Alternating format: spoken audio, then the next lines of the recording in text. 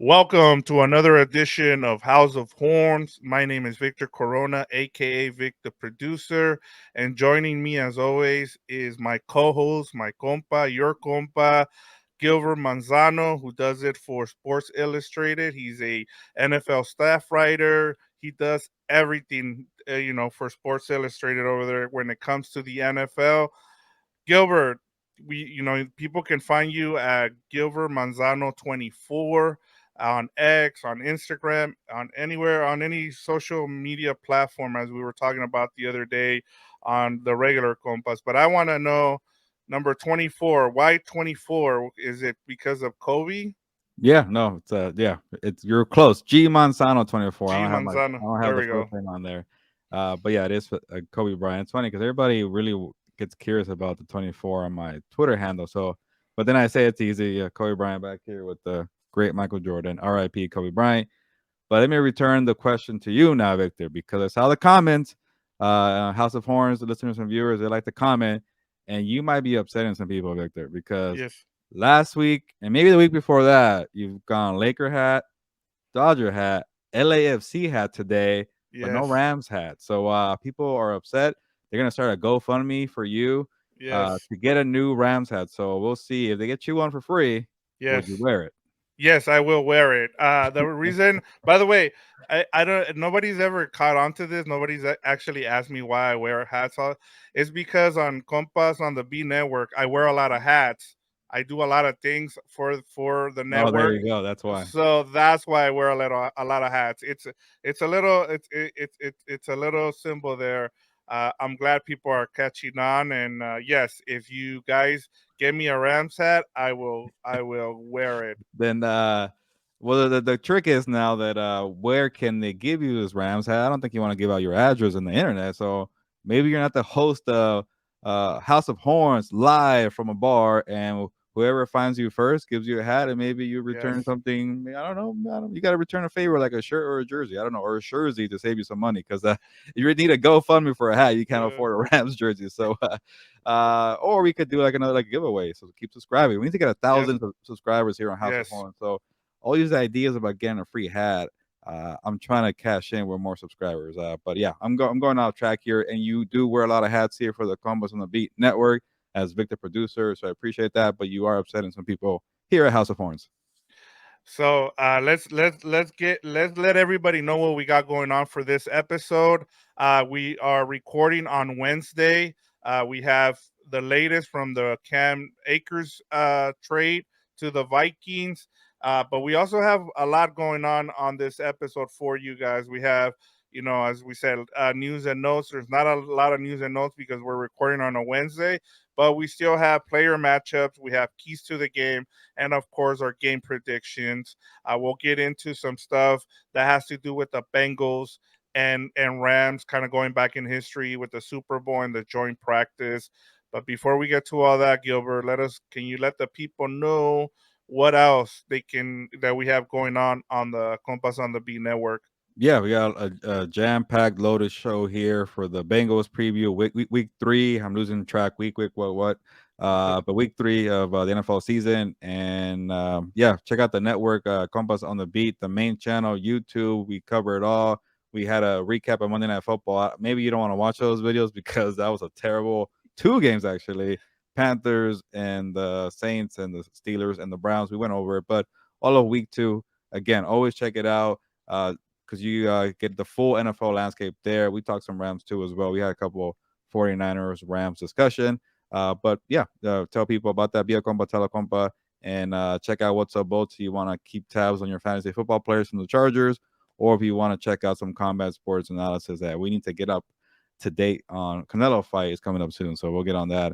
And yeah, check it out, Combat Compas. And by the way, now that I think about it, you're wearing the hoodie. It's hoodie season. Yep. It's getting cold out there. The Compas on the Beat hoodie. If you can find us at certifiedcompas.shop. We'll put the link out in the description here. So check that out. If you buy a hoodie, it definitely goes a long way to supporting the network and getting Victor maybe a Rams hat. It could be another way too. Buy some hoodies. Yes. Yeah, I'll definitely wear a Rams hat if you guys help us out. But as we talked about right off the offset, Gilbert, we have some news. Cam Akers was finally traded. We knew this was coming. So with that, it'll lead right into the engagement question that you have for our viewers and listeners. Yeah. So the engagement question of the week is an easy one. Give me your thoughts on the Cam Akers trade. He is going to Minnesota to reunite with Kevin O'Connell, Wes Phillips, two former coaches for the Rams under Sean McVay. We'll give you more detailed thought. I'm losing track. Detailed track of this trade here later on. But give us your thoughts on the Cam Akers trade. And now that I think about it, give us your favorite memory from the 20, 21, 22 2 or 3 years that Cam Akers was around with the Rams. I lost track because he was gone for like a month last year, and he only played 2 games this year. So what is that, like 2 years and some change? There you go. Give us your favorite memory of the Cam Akers era in Los Angeles. There's a few good ones. Came back from a torn Achilles in the same season. That was wild. So yeah, give me your thoughts on the trade and your favorite memory of Cam Akers, and I took way too long to give out that engagement question of the week. Well, no, but you did a great job because that segues us over to the news of the day for the Rams, and that is that they trade, Cam Akers to the Vikings for some late round swaps in 2026. It also, I saw it saves the Rams 1.9, I think, $1 million in cap space. So in case they want to do something, they have some extra money. But just give me your initial thoughts. I mean, we kind of went over it during during our I guess our recap of week 2 against the Niners. But just give me your thoughts on this trade. Yeah, I am not surprised about the compensation here for the trade, a late round swap. I think it was like they got a 6 round pick, but then the Vikings still got a 7 round pick. So you don't even get an outright pick. And it's a pick from 3 years from that 2026. I don't think you can go further than 3 years. So that was like the bare minimum you could have gotten something without just releasing the guy. So that tells you how very little leverage the Rams had on Cam Akers, and it does not help that Cam Akers comes with baggage as well. If you can't get along with coaches, does another coach want that? No, they don't. They don't care how talented you've been, how many good flashes have you shown. And he, like I mentioned, he tore his Achilles a couple years ago. He's had some injury issues. He's not consistent. He's had trouble with coaches. So, and you're trying to get rid of him. It's obvious. So you couldn't get better than a 2026 6 round pick swap for a 7 rounder. So they just wanted to get rid of the guy. And Victor, the other part about it that kind of stings for Cam Akers, I guess if he cares or not, he got out of there. I saw he had a nice X tweet saying thank you to LA. It was a dream come true. So there's not a lot of bad blood. So here's two things that could be, Victor. They couldn't find anybody to take this guy because they wanted some kind of trade. So they hit up friend Kevin O'Connell. All right, man, it's not working out with Madison up there with the Vikings. Can you just give us something and just take him off our hands? Or they listen to Cam Akers, and Cam Akers is saying, I want to go somewhere that I know somebody, that they'll give me a fresh opportunity, but also be familiar with the coaching staff. Can you get me to Minnesota? And maybe that worked out. I don't know the behind the scenes there, but those are kind of the two things I was thinking about. Was it like, hey, do us a solid and get rid of this guy for us, or Cam Akers saying, you know what, we're not on the same page. Just send me to Minnesota and we're okay. Yeah, I mean, you put it perfectly. I didn't even make the connection between Kevin O'Connell and him. That makes a lot of sense. I just thought, I kind of touched on it in on regular Compas, but I thought the Browns would be interested in him. I thought the Ravens would be interested in him, and they would. I think probably wanted to wait. Nobody mentioned the Vikings as a possibility. I know Jordan Schultz from the Score had talked about a couple of teams that were interested, but I didn't see the Vikings. So that makes a lot of sense for the Vikings in terms of him knowing the offense and how to run it. And then with as you talked about how things have been going for Madison, it hasn't been good that good. So it looks like a really good fit for Cam Akers. We'll see what he does there, but it was time for the two to kind of go their own way. Cam Akers wasn't happy here. He was a me guy. He wasn't a team guy, and it's kind of crazy just to think about the fact that you have such a great coach in Sean McVay, and even Sean McVay, with all the love he has for players, for him to straight out just tell him, you know what, I'm done with this guy. It says a lot. It speaks volume. It speaks volumes, Gilbert. Yeah, it just I get that, Sean McVay deals with a lot of things going on there, but it just sounded like Cam Akers just was kind of upset that there was a lot of coaching changes a year ago. You lost Kevin O'Connell as the OC. Thomas Brown wasn't the running backs coach anymore. He went to tight end, so it kind of just changed for Cam Akers, and it could be that. It could just be like, I don't like the coaching I'm getting. I don't like the game plans here. And by the time it gets to Sean McVay, who's at the top, it's kind of like, dude, like get in line. And I'm sure Sean McVay is probably thinking, talking to his position coaches, what's going on over here? Aren't you the OC? Aren't you the position coach? Can we get together? And by the time it gets to Sean McVay, he's just like annoyed. Like, I have so many things to do. That's the way I see it. And this year Thomas Brown's not even in the building at all. He's with the Panthers now. So it's more coaches that Cam Akers kept working with from his first 2 years that they're out of the building. So, by the time he gets to Sean McVay, he's probably just really annoyed. Like, hey, dude, like that's what happens in the NFL. Coaches change all the time. It won't be the same thing. So I'm not trying to pinpoint on just the coaching changes. It could be maybe the way it's getting used when it comes to the carries, and that is Sean McVay's.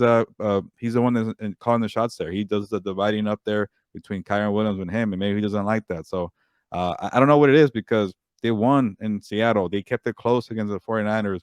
So what is the friction here? So I keep going back to the coaching, and there's something going on there. So, uh, well, yeah, Victor, like when you talk about the reporting out there, that makes me feel like Cam Akers and Sean McVay got together, and we saw it a year ago. They somehow salvaged it and said, "All right, let's be grown ups here. We need each other. Let's play together for the final month of the season." And he balled out. So that makes me feel like, hey, we got offers over here for maybe like a fifth, a six, maybe it could be a 6 round pick next year or a 6 round pick 2025. But we'll do you a solid, Cam Akers. Who do you want to go to? Can I go to Minnesota? Maybe Minnesota said, you know what, we are having trouble with Alexander Madison here. We do know Cam Akers, but you have no leverage. We'll give you this, and do you want it? And they said, yeah. That is just my feeling there because I think at the end of the day, these guys respect each other, and it just didn't work out. And credit if that is the case, credit to Sean McVay to saying, you know what, no grudges here, and we'll find out when he talks tomorrow on Thursday. That'll probably be the case that he said. Yeah, and it makes so much sense. Like everything that you just laid out makes perfect sense. Just going, from, just the fit, everything. The other thing too that I thought was a bit confusing, and this will be my last point on this, just what he tweeted out that he didn't know what was going on. It's like it sounds like Sean McVay talked to you, so you knew what was going on. So if you're confused, why, and that was the other thing I think that probably made them even mad is like, dude, like just keep it in house. Like, but I get it. Players nowadays, they're gonna go to social media and let their feelings known. So Yeah. Let me give you one more thing, Victor, because I know just in case you want to cut it up as a clip here, people yeah, are searching Cam Akers right now for fantasy football purposes, and yeah, they don't know much about Cam Akers. I had some old TikTok videos that came up that involved Cam Akers, so people are searching and there was a video where like Cam Akers kept saying, "Why are you asking me if I want to be with the Rams? I want to be a Ram for life," and people are taking that clip and saying that running with I was wrong, but there was a video from a year ago, so yeah, it's funny, but if you want a breakdown of Cam Akers, when this guy's healthy, when his mindset is correct, when he buys in, he is really good. He's a smaller running back, but he doesn't run like he's a bruiser. He breaks yeah, tackles. He's shifty, but he needs to be in a rhythm. He doesn't get a rhythm, maybe because it is smaller running back that he needs to find those carries. Uh, like again, like he's not smaller, but when he gets in open space, he doesn't have a burst, but sometimes he does accelerate pretty quickly. But for being a small guy, he is a bruiser. He breaks tackles. So watch out. Watch the tape from the last month of 2022, and that's the real Cam Akers. When he was healthy, rolling and buying in, he does well. So we'll see what he does with the Vikings and Madison there being of a split. Yeah, if he gets less carries, will he be upset? We don't know. But when he's buying in and he's on, he's really good. yeah, and we'll see what happens. Usually, some players just need a change of scenery, and it ends up helping them. And knowing Kevin O'Connell is certainly going to help him a lot. But talking about former head head coaches or coaches that are part of the Sean McVay coaching tree. uh, this matchup includes another one of those coaches from his coaching tree, and that is Zach Taylor. As we get to this Rams and Bengals matchup, uh, just wanted to ask you and pick your brain about what were your memories of Super Bowl 56, because this is, so it's supposed to be a Super Bowl 56 rematch, even though there's probably like five players left from, I mean there's more, but Yeah. there's not a lot of players left from that matchup. Yeah, I guess maybe I'll give you like three that come to mind, and it was a pretty entertaining Super Bowl. I was there at SoFi Stadium for that, seeing the halftime show with Snoop Dogg, Dr. Dre, Eminem, 50 Cent. That was pretty cool to see. Yeah, And then it was cool to see Odell Beckham Jr. turn back the clock and just have a fast start and get that touchdown. And I'm like, he's gonna be the MVP. He's gonna do well. And then he has an injury there, and he tore his ACL. Even though I think he said he didn't have a knee the whole season, yeah, so something caught up to him there, and it really affected Odell Beckham. So it's good to see Odell Beckham back on the field, but he got hurt again, so hopefully he's okay.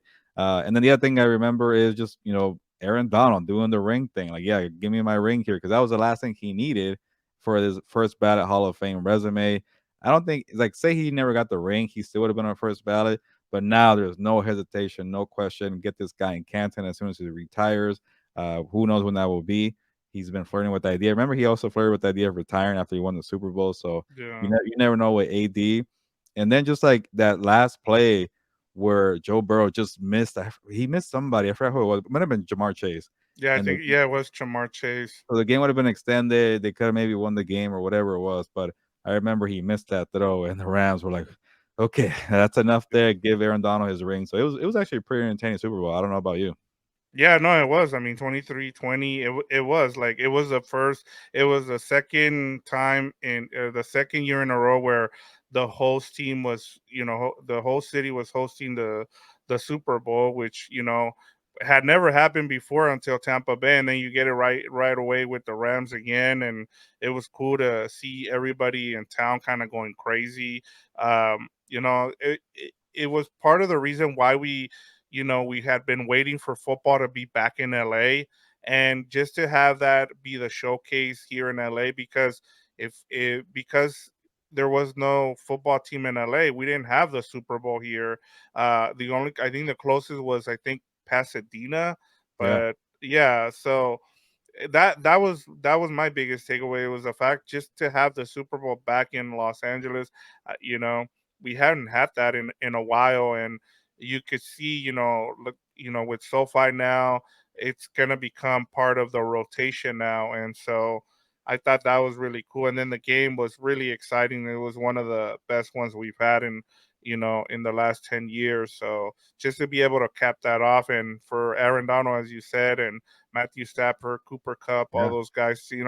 Like, I thought the one thing was, if you take anything away from that Super Bowl as well, or the Rams Super Bowl run, was like they finally pay due on spending all that money and going for it. It doesn't work out for a lot of teams, and the Rams actually made it come true. So that was my biggest thing from that Super Bowl.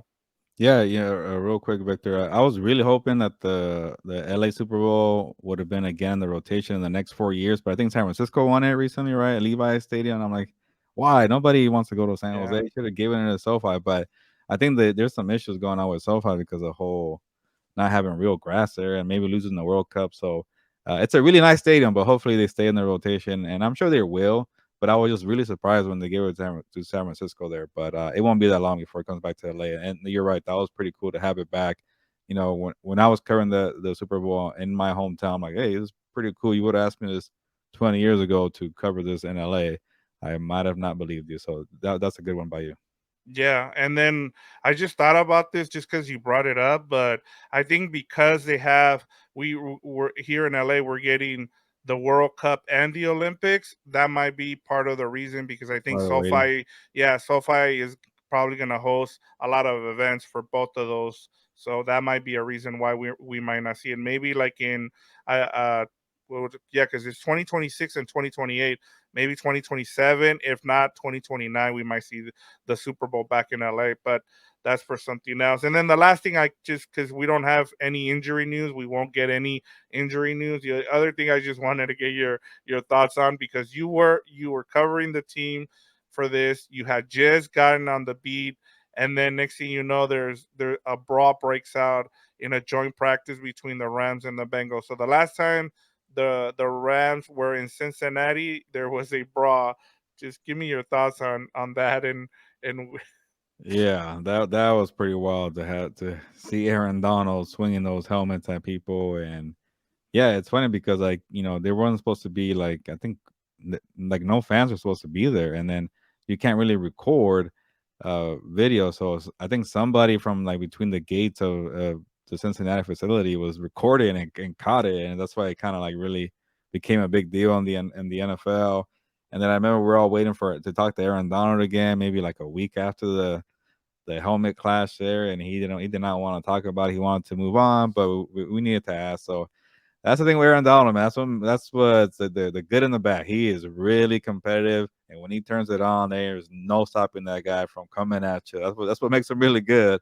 But the downside, sometimes you got to tone it down for for a joint practice, and I think that's why earlier this year, actually, this summer, when Cam Akers, again, Cam Akers going to Minnesota, got into that fight with Max Crosby, like Sean McVay was like, we're not doing this again. After what happened last year with the Aaron Donald helmet swings with the Bengals, he was like, I'm gonna cut this quickly. You get off my field. So who knows? Maybe it kind of stems from that. Now I think about it, they're like, hey, why did you kick me out when I'm the one taking the, I guess the taunting here? I forgot what Max Crosby did. Oh, he hit the ball right. from Cam Akers. So maybe it stemmed from that, and it went downhill from there. I don't know, but I just thought about that, and it could be something.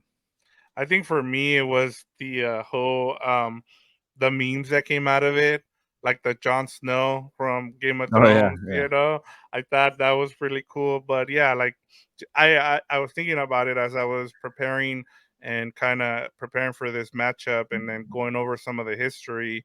It brought back memories of that. I had totally forgotten about it, and then of course when I was doing research for it, it came up, and I was like, I gotta ask Gilbert, because Gilbert you had just gotten on the beat at that point. yeah. Um, Summertime.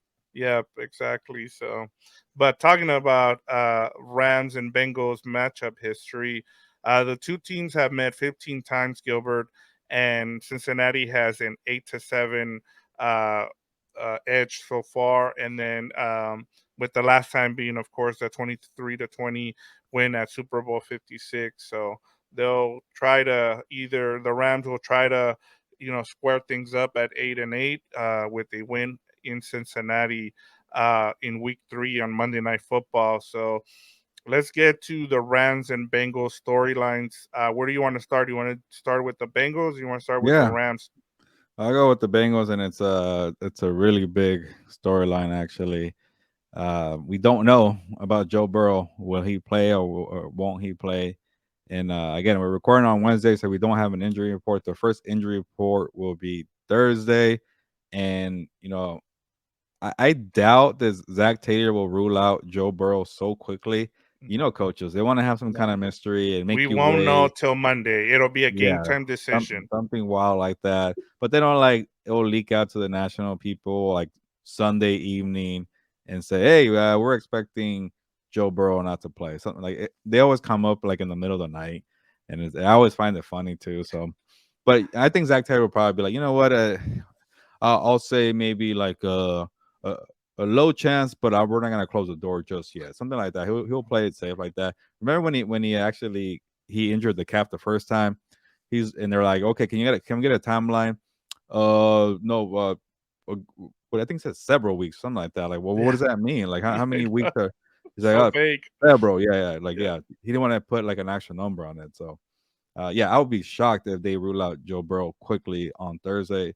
But I'll just say this because the reason why this line here, we'll get to it later, but is Yeah. so even now is because Jake Browning's the backup for the Bengals, and they're in a lot of trouble. This team is 0-2. So if they are 0-2 and they don't have Joe Burrow, maybe the intensity level goes up here, and they want to like, okay, let's lean on Jamar Chase, let's lean on T. Higgins, let's lean on Joe Mixon. And they have enough talent there, but if you don't have your general and Joe Burrow, like what does that do for your psyche?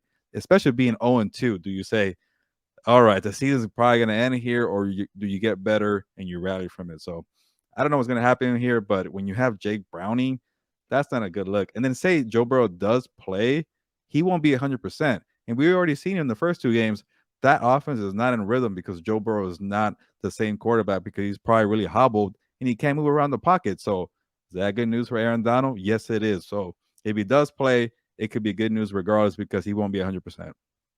Yeah, and I mean, one of the things that I just from doing, looking at some things with the Bengals, getting ready for this podcast, uh, one of the things that kind of struck me in terms of what you just laid out in terms of Joe Burrow is the fact that his offensive line is a lot better. It looks like on paper, right? Because I looked at what they did last season in after two games, their offensive line they allowed 13.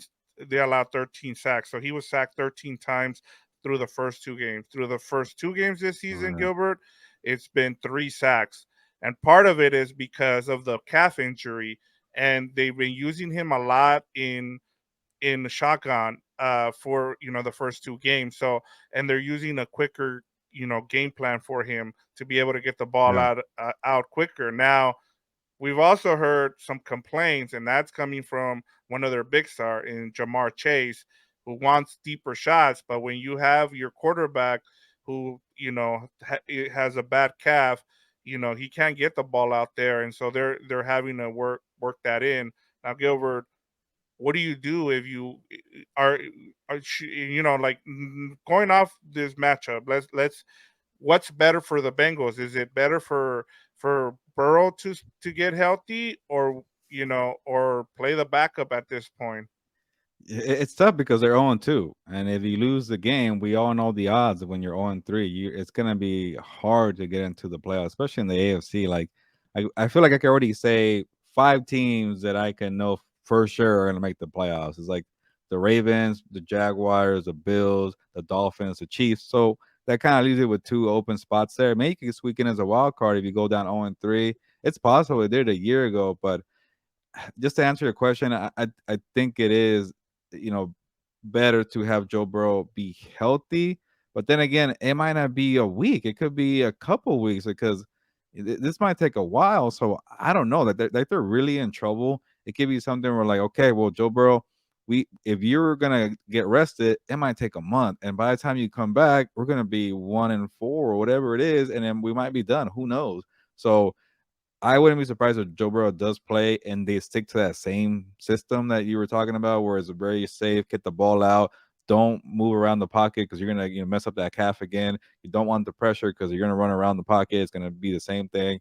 But then what do you do with Jamar Chase and T Higgins? Like, and then you don't have like a guy like Samaje Perine who was coming at the backfield for little dump offs. Like you don't have that anymore. Joe Mixon doesn't do that much. So Yeah. it's a very fickle line here. Like what do you do? Like system, making your wide receivers happy, trying to think about the health of Joe Burrow. So, I don't know. Maybe it could be one of these things where like, all right, we'll give you a week to heal, and if Jake Browning really stinks it up, that way Jamar Chase knows that hey, when Jake Browning's in, you have no chance anyway. So go back to dinking and dunking with Joe Burrow because he gives you a better chance. So I would not be surprised if they go that route too. All right, let's give the full playbook, the full scheme with Jake Browning. It doesn't sound appealing, and let's see how it goes. So, to give you the a short response here, some type of experimenting is going to occur on Monday Night Football. I feel like. Yeah, and the other thing to keep in mind, Gilbert, I if this was the Rams team that everybody expected to be before the season, we might be talking about a completely different situation here. We might be looking at Jake Browning, but because the Rams actually look good right now, I think that kind of puts the onus on the Bengals to be a little bit more aggressive with Joe Burrow in terms of having him play because they still have they have a first place schedule the remaining part of the season, and it doesn't get any easier after this. And so this was supposed to be the week where and I think it gets even tougher. You're talking about a revenge game where it's a Super Bowl rematch. You're there also have I think it's it's one of those like kind of like homecoming where they're having a bunch of events at halftime as well. So and if you show up there with no Joe Burrow, it's it's gonna damper their Monday night. And it's the other thing I kind of dislike about this is that it's the second of the back of the Monday night games, right? Or Yeah, is yeah, it? it's gonna be Yeah, really late in Cincinnati. That's wild. yeah. So yeah, I mean, it just puts a lot of pressure on Joe Burrow, and I mean that's it is what it is. Unfortunately, this is the NFL. There's only 16 games, and then the other thing I wanted to ask you about was, I mean, this is nothing new for Zach Taylor. I looked this up, and this is the fourth time in 5 seasons that the Bengals are 0-2 since he's been the head coach. So I mean, I guess it's nothing new for Zach Taylor, right? Yeah, because I think the first 2 years he was there, the Bengals were really bad. Like they had the really bad year his first year, but that gave him the number one pick for Joe Burrow. And then the second year they were like promising, but still going through the rookie pains of a young quarterback. And then he got hurt, Joe Burrow, and that really just diminished everything for. And they got Jamar Chase out of it too. So those are the two reasons why they're there because they were terrible during Zach Taylor's early years. And then after that, they figured it out. Went to the Super Bowl. Last year they went to the AFC title game, so they've had two terrible teams and then two teams that have started really slow. So they're used to it, but they haven't had an issue where like Joe Burrow is still hurt. He's still lingering with the injury. So a year ago when he came back, it was more about the protection, like you laid it out on the offensive line. They couldn't protect them, and then once they did, everything was back to normal. So that's not the case here. They do have protection. It's just we're not really sure. Like once you let Joe Burrow work the pocket and buy some and get some time, we'll see either offensive like it hold up. If they do, maybe it's this game, and we'll see what Aaron Donald does against these guys. But I want to see how real this offensive line is. But right now, it's not a problem. So, yeah, they've done the slow start thing, and maybe they'll figure it out. But this is one of those years where like, oh, I don't think you could do it this time. The last thing I'll ask you on the for storylines for the Bengals is Zach Taylor the best coach from the McVay coaching tree? And let me just give you the four guys that are from the. Yeah, you know this, but let me let the people know. It's Matt LaFleur, Kevin O'Connell, Brandon Staley, and then of course Zach Taylor. And then I thought this was pretty impressive. So Sean McVay's coaching tree is 108, 81, and 1 in the regular season, and they're 7-7 in the playoffs. So, is he the best? It's tough because like technically he had Matt LaFleur for a year, but like Matt LaFleur really like was on the same pace as Sean McVay. Washington years and other years. Like, does that count as a tree? Maybe Kevin O'Connell and Zach Taylor are really his guys. Like, he helped them kind of get to where they are. But Zach Taylor has the longer success. He's been to a Super Bowl, so I know Zach Taylor doesn't get a lot of credit when it comes to like the play calling because he has so many good talented players. But this down the field approach, and he does the heavy 11 personnel as well, which he took from Sean McVay. He obviously he has his own wrinkles there, so he's a good play designer, a good offensive play caller.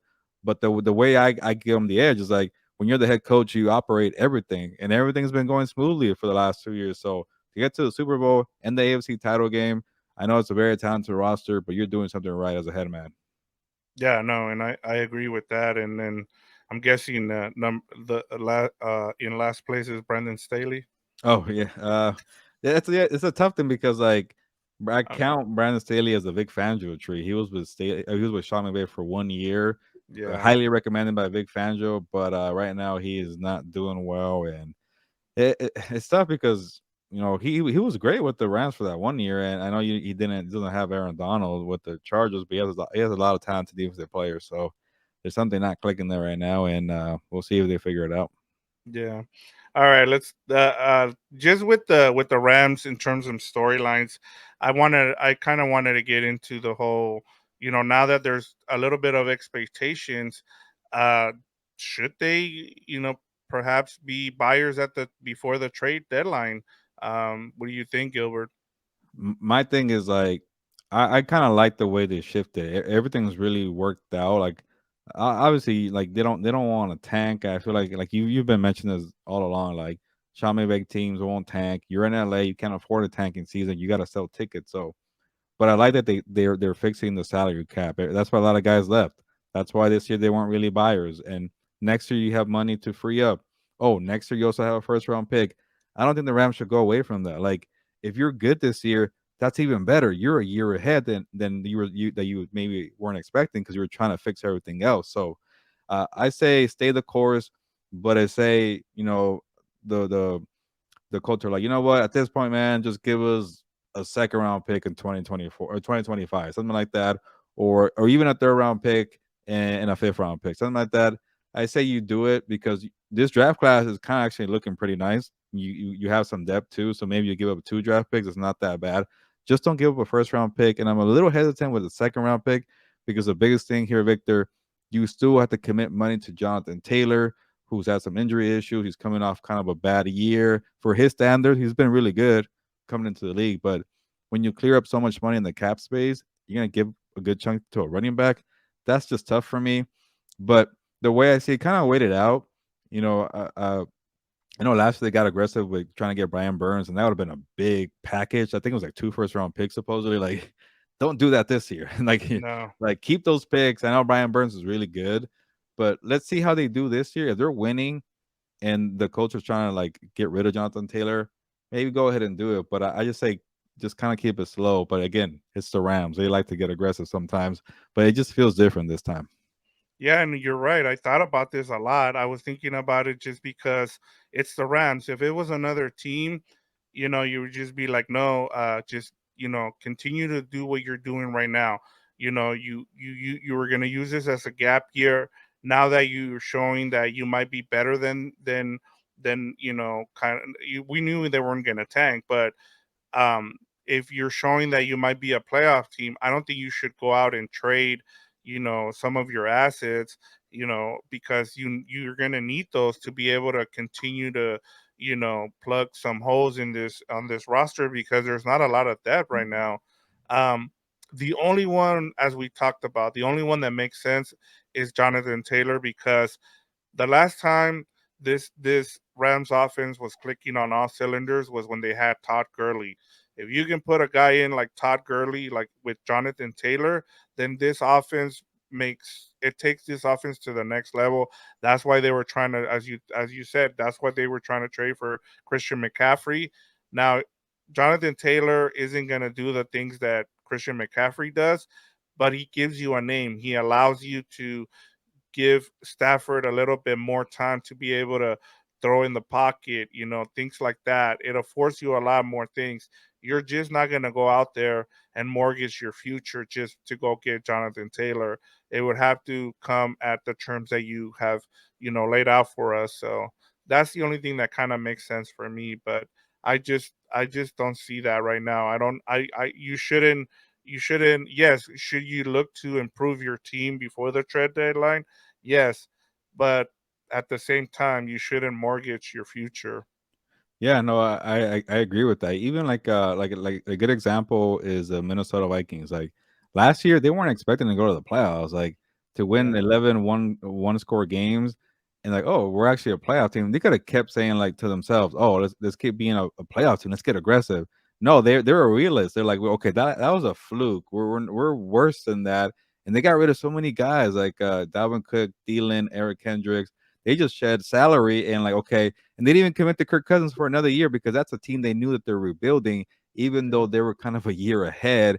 And but that didn't kind of diminish their mindset. So that was some strong commitment from the Vikings because they actually were the gap years kind of this year. It was supposed to be last year. So next year they have a lot of money to spend and they're doing the building blocks right now. They're 0-2, which is unfortunate for them because that was supposed to be last year. So they're kind of flipping it. But I like that they're being patient and maybe next year they use that money on those picks and you develop guys. But the Rams are right on track, man. Like you got the salary cap like the way you wanted it for next year. Young guys are developing. Byron Young already has a sack. We want to see more Trey Tomlinson. Oh, and you got a bona fide start and Puka Nakua. So it's working right now. But I get it. If they beat the Bengals, they beat the Colts, hey, they beat the Eagles, then you start thinking it could be a year here where you get aggressive, but just don't get too aggressive. Like it would have been for this Rams team to get a Brian Burns. because the Panthers are not looking good. He never got his money either. He might be available still, but don't give up a first round pick. I No, feel like just wait for him till he's yeah, a free agent. Yeah, they won't I they mean, won't unless he they gets won't pay. Like franchise. you Yeah, could, but yeah, it's just like they're about to get that first round pick so close. Don't yeah. lose it. I feel like, but I don't know. Yeah, no, you're right. Yeah, don't, like I said, yes, you need stars, but you have those stars. Even with Stafford and Donald, you still have those stars. And now with what you're seeing from Puka Nakua, now going off of what you said, like if they start winning now, you know, do they have enough depth to be able to make a run, Gilbert? No, like I think you said this on Compas on the B. Like I'm not trying to be negative for the full picture, but like the NFC is better than we expected. Like you got three powerhouses right now in the Cowboys, the Eagles, and who am I forgetting right now? Oh, the The 49ers. There 49ers, you go. In yes. your own division, you know that. And after that, it's anybody's guess. Like I actually wouldn't be surprised if the Rams get somehow in the The divisional fourth round. the fourth Yeah, spot. I like you get mean, divisional, you have to compete with the yeah, five. Saints, Sorry. you compete with the Lions or something, and you can maybe win a game or Yeah. two, because those top three. Maybe you get the 4 and the 5 seed, and you win, and you're I there. would be down for Lions Rams. I mean, it's like the. Yeah, I mean, come yeah, that'd be on. cool. That'd be a good story, actually. Yeah. So I guess it would be like the Lions win the NFC North, and then Yes. the Rams are the fifth seed. Oh, That'd be a yes. great. Let's Yeah. let's come back to this clip here, and if it happens, we'll show it. Yes. Yeah. But yeah, like I mean, look. Uh, at this point, you're what is it? You're just you're living off borrowed time at this point. If you get in the playoffs, that's just extra. That's the icing on the cake for this season because you were just like as we talked about it. This was supposed to be a gap season. You're trying to shed money and you're trying to get and so my only concern is as the Rams get into week 15, 16, 17, they have enough depth to be able to make the playoffs, and that's my only concern. They have the talent, they just need to stay healthy because last season, for the first time in the Sean McVay era, they weren't able to. So that's my only concern, Gilbert, is that. Yeah, and we're gonna get into it right now, but I gotta see more from the defense. Uh, is the offensive line fluky because they're playing quick game right now?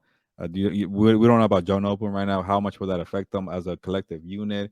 Is Kyron Williams just doing well for 2 games, or is he actually a legit guy? There's so many unknowns here that we still don't know. The only one that I feel confident about is Puka, and then the other thing you should be feeling good about when Cooper Cup comes back. Now you pair him with Puka, so you feel good there, but there's so many other things that are so uncertain. Like, again, I don't want to give it away, but I got to see more from this defense, and we could get into it right now. Yeah, let's go to player matchups now. Go ahead, go right into it, man, because you look like Yeah, you're ready to go. I feel like every single week I'm gonna probably pick this matchup because there's so many good wide receivers in the NFL. Like I want to see the secondary again. Like after they got beat up by Debo and Brandon Ayuk, and after they got lucky by Brock Purdy overthrowing some passes there, and then also Deion Kendrick getting a little too aggressive and getting flagged, things like that. No Trey Tomlinson yet. Kobe Durant didn't really play much the last game. Like what's going on with the secondary? So I want to see how they, especially like if it is Jake Browning, they're just gonna be like, you know what, let our playmakers make the plays because Joe Burrow is not there to help us and be a surgeon in the pocket. Like just throw it up to Jamar Chase, throw it up to T Higgins, and let's see what happens. And when you're gonna get tested constantly, those young guys against the best of the best better be ready. So I got to see more from Kobe Durant, make some plays. I got to, especially when he's a star player doing a little bit of everything. Uh, like, can we see Trey Thomas? I just want to see a little bit of him. He's not even Yeah, playing any defensive snaps right now. Darion Kendrick, if you get too aggressive, will the the way he plays, he's gonna get flagged at some point. Will it be a costly one? We don't know. And then Witherspoon just kind of seems like a veteran presence. I don't want to see much. I'd rather see Trey Tomlinson. So I know that's what everybody's or asking or for. maybe just flip Witherspoon and DK. I don't know, but I want to see more from this DB group here. Maybe how about in the safety, John Johnson? Can we get a play from him? Can we see something from Jordan Fuller? That secondary, I got to see more when you're facing the best duo of receivers in the NFL. Yeah, and I mean those are some great points because that leads me to, for me, it's Byron Young against Orlando Brown Jr. So Orlando Brown Jr. came over from the Chiefs, signed a 3-year deal. He signed a below market deal um, to be able to play left tackle. And the Bengals, this is probably actually, no, it's not probably, it is the best offensive line under Joe Burrow that he's had. I mean, and as I gave you the numbers last season through 2 games, 13 sacks. After 2 games this season, 3 sacks. Now, it also helps with the fact that they've, are have been getting the ball out quickly, and they've made some adjustments to be able to have Burrow not be under center a lot. But in terms of just listening to people and reading people who follow the Bengals, uh he Orlando Brown has been, as advertised. He's done his job. He's done really well. What I want to see is Byron Young. Byron Young has a half sack against the Seahawks, and he has a sack against the 49ers. I My biggest thing, and I told you this from when I saw him, was can he stay, in the run and not get swallowed up? He's done a good job. I really like what he did against the 49ers on one of those runs. He was able to set the edge, and that was so good to see. And also, his speed has been relentless. It's been good to see. And so I just want to see him continue to do that, and I want to see this matchup. I want to see how a big guy like that, how he looks, and how he uses his speed to get around Orlando Brown Jr. By the way, I'm upset at Byron Young right now because every time I want to talk about Bryce Young, I call him Byron Young. It's hard for me to get that correctly. I'm like, oh yeah, Byron Young from the Panthers. I mean Bryce Young, whatever. And that there's a different Byron Young with the Raiders, so I was it's gonna say, tough. and there's two Jonah Williams in Yeah, this that could have game. been my matchup of the game here. Yes, Jonah Williams against Jonah Williams. So hopefully who's that now on the occurs. right side now. Yeah, so hopefully that works out where they're going up against each other. And going off of that, like it's funny because like the Chiefs pretty much said, "All right, Orlando Brown Jr., we don't think you're the real deal. We think you're a system guy. We're not gonna pay you. We're gonna draw a line in the sand. Go get out of here. We'll go pay Jawan Taylor." And that has not been working out so far. I know Jawan Taylor's been okay, but he can't figure out the false start thing, which is so weird. Like you're a veteran in this game. You can't like not move. Like why is this a problem all of a sudden? And then yeah, he got benched for a bit there. So maybe Orlando Brown Jr. is the real deal. He's not a system guy. He's doing well over there. But again, the quick game is so deceiving because you're not actually blocking for a long stretch there. So we'll see what they do. And yeah, they do have a good offensive line, but I don't want to give away my take just yet for the next one. Yeah, no, and I'll say this. I think sometimes, and I'll make this example real quick. Like someone with like JC Jackson going to the Chargers. Sometimes players take the better deal instead of going to a scheme, and I think Orlando Brown took the money here, less money to go to a better fit Yeah. for him that fit what they wanted, that fit the scheme that he wanted to run. And, good on him, man, because going from almost, dropping in the draft because of what he did in the combine to now, getting getting traded from Baltimore because he wanted to pay tribute to his father to play left tackle, and now getting, a contract from the Bengals on his terms. Hey, good on him. But let's go ahead and move on to keys to the game. Go ahead and give us yours. Yeah, I've been already teasing it, but I gotta see more from this defense. Like, I want to see a game where like they're getting a bunch of pressure, some takeaways, because you might need it. Even if Jake Browning's in the game and it's not Joe Burrow, you're still on the road. You're coming off a loss. This team is loaded with talent all over the place on offense and defense. Like, yeah, the main guy's not gonna be there, but they can still make damage with that offensive line. Joe Mixon, T. Higgins, Jamar Chase, and all the guys they have on defense. Trey Hendrickson and Hubbard there, right? Sam Hubbard. There you Yes. go. Yep. So they're very talented. Both sides of the football. They're well coached by Zach Taylor. So this defense needs to make some plays and step up. It can't just be Puka Nakua and Stafford giving them 20 targets per game. So I thought last week was a little disappointing. It is a 49er, so it's tough to kind of bring the pressure and get some takeaways.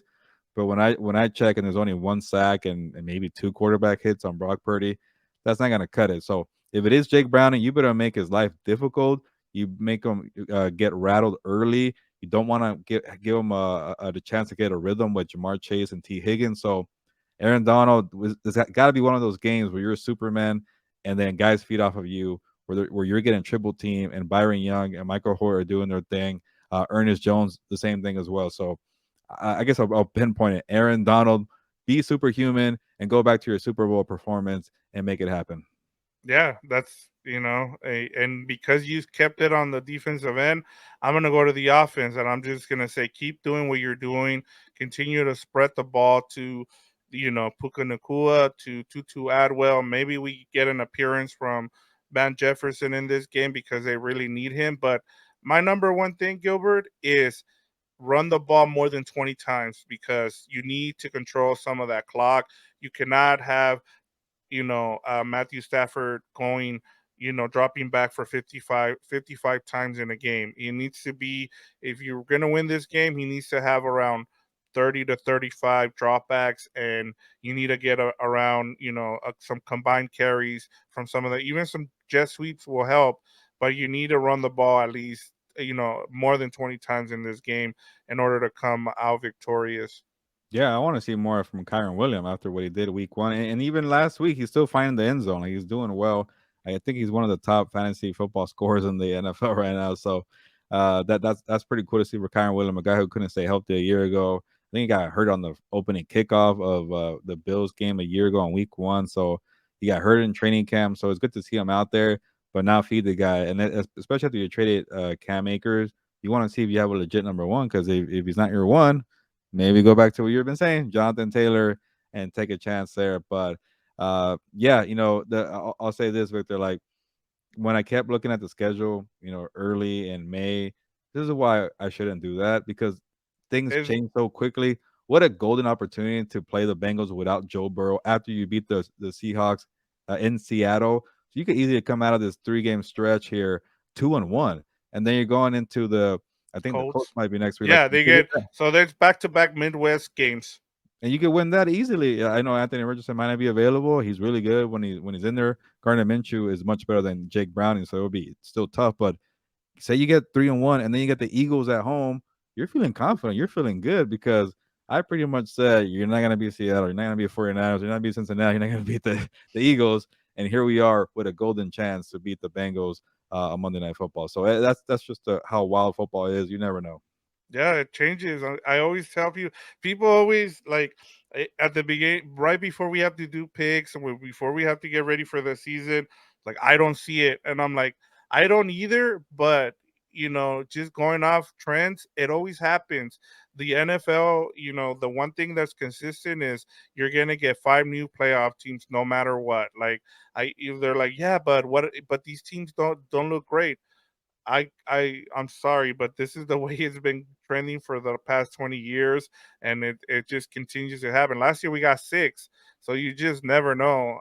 That's why football, with all the injuries, teams can get, you're one play away from you losing your biggest star, and then there goes your season. So, and we saw it with Aaron Rodgers and the Jets. They put all their hopes and dreams into him, and unfortunately injuries happen, and that's the story of the NFL. But let's get to our betting spotlight, Gilbert. The Rams are 1.5 point underdogs. Now, we talked about, Gilbert. This line opened up in the week at 6.5. It's been betted down all the way to 1.5. So if Vegas must know that Joe Burrow might not be playing on Monday Night Football, and then the over under has pretty much stayed the same at 43.5. Now let me give you some stats here, some betting stats on this season. The Rams on the money line are 1-1. The Bengals are 0-2 against the spread, which we got that one right, right? Last week, yeah, we got it right, right? Yeah, actually, yeah, We we picked a close game. I had it like a Yeah, 3 point game. Yeah, you're yep, right. exactly. So But I they're think we two had and the under and it was over. No. yeah, I'm 0-2 on the over under. I think you're 1-1. Yeah, 1-1. And so the Rams are 2-0 against the spread. The Bengals are 0-2. And then on the over under, the Rams are just like me. They're 0-2, and then the Bengals are 1-1. So what's the right side of this game, Gilbert? Not that it's Yeah. changed, because I guess Vegas knows something we don't know.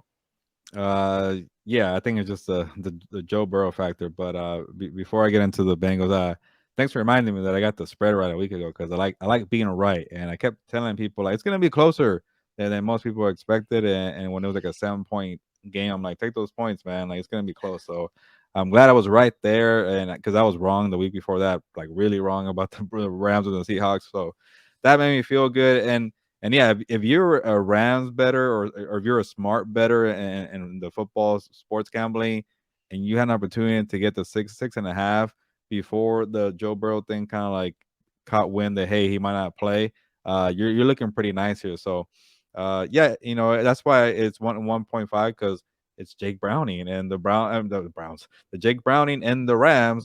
Uh, Rams playing better against a unknown backup quarterback. That's why the line changed uh so differently. But before we make our pick, like even with Joe Burrow playing, he's not 100%. It's gonna be hobbled out there. I still kind of like this for the Rams. Maybe not at 1.5. Like if he plays and it's at 3 points, I say you take the Rams all day. Yeah, if this line would have been like 4 or 3, Yeah, I would have definitely betted the Rams here. I just don't like how close this line is now. I think yeah, I just it's hard for me to like if I'm betting this. I think I probably do the over on this game now, just because I know. But that's the other thing, Gilbert, too, is like we don't know if Burrow's gonna play, and then the Bengals haven't looked good at all. So I think the smart bet here might be the under and kind of taking the points here. Like just take the take take either the yeah, Bengals or the Rams to cover, depending on how you're looking at it. But the seeing the 1.5 kind of, if you're a betting man and you got this at 6.5, then you're rolling with it. yeah. At 1.5, I'm not betting it, man. I'm staying away. Yeah, I know you're trying to get answers out of me, but like not knowing if Joe Burrow's gonna play, I wouldn't even touch this game for bets Yeah, over no. under or like 1.5. Like at SI, they make me pick like the top over under games, and I did not even think about this game because there's just Yeah, so no. much we don't know about right now. All right, let's get to our game prediction then, Gilbert.